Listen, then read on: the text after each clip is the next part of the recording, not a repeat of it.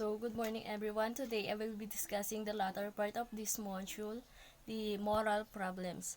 The first part of this was already discussed by my groupmates, so I'll just give you a short discussion on the first part of this. So, let's begin. So, what is moral problem? Moral problems are those actions which have the potential to help or harm others or ourselves. So, ito yung mga nagagawa natin na hindi natin alam kung makakatulong ba or magkakaroon ng harm sa iba o sa ating sarili. So, next. Example of moral problems. Everyday question about honesty, keeping promises, taking care of one's own family, working hard, respect of rights of others, respect the property of others, and etc. So that's the example of the moral problems. And we have the four types of moral problems as what I have said, the first two part of this was already discussed by my groupmate. Number one is the problem of moral principle. Human beings search for a guiding method, standards, or principle that they can employ in making good decisions and right choices for seeds of good life. So the second one is the problem of the scope of morality. A moral principle should serve as a guide for making moral choices. So that was the second one.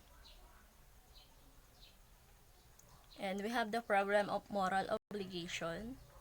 So what is that? As social begins, individual act in accordance with the dictates of society.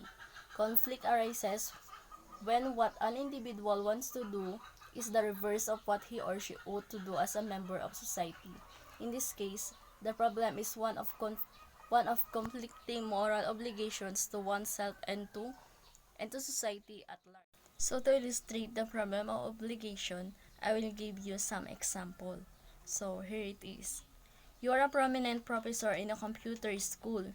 In one of the classes in computer programming that you are handling, you call on a student whose name sounds familiar.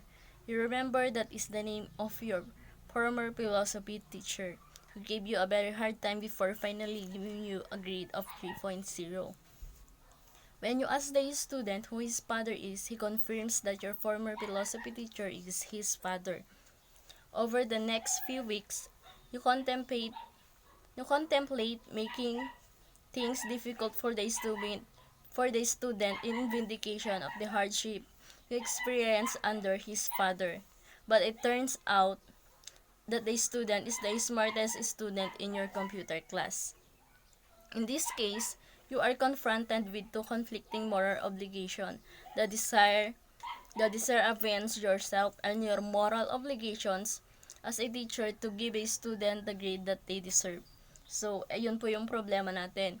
Yung kailangan mo mag-revenge kasi pinahirapan ka nun pero hindi naman karapat-dapat kasi deserve naman ng student yung grade niya kasi matalino siya. So, yun po yung example ng problem of moral obligation. So, we have the next one. The last one, the problem of freedom. The problem of freedom is twofold. One, if human beings are free, then there must be a no morality. If human beings are not free, then there must be morality. So, here's the example. In computing, users are free to explore and stop websites and operate applications for as long as they do not commit acts that are considered unlawful in this sense. In this sense, the computer user's freedom is not boundless. So, yun po yung example ng problem of freedom. But, the former suggests that every action is a unique expression to oneself, and no action is moral or immoral, right or wrong, good or bad. The latter says the fact that where there exists a recognition of the rights of others, there will always be a set of criteria or standards of morality on which actions shall be based. The problem of freedom is reflected in the saying, "Your right ends at the tip of my nose," meaning you can do anything as you want as long as you do not infringe on the right of others people. This is the irony of limited of freedom. So that's all guys. Thank you.